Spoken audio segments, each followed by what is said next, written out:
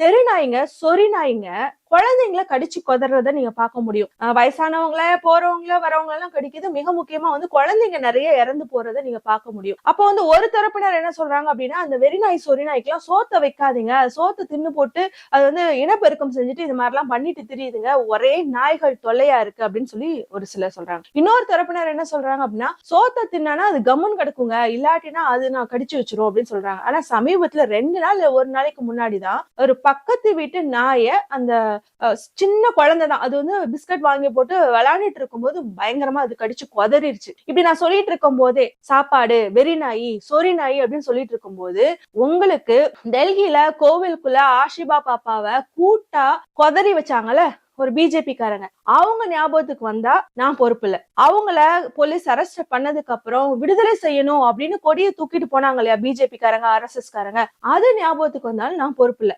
உத்தரப்பிரதேசத்துல ஒரு பொண்ணை கூட்டு வன்புணர்வு செய்து இதே மாதிரி கொதறி அப்புறம் அந்த உடலை அவங்க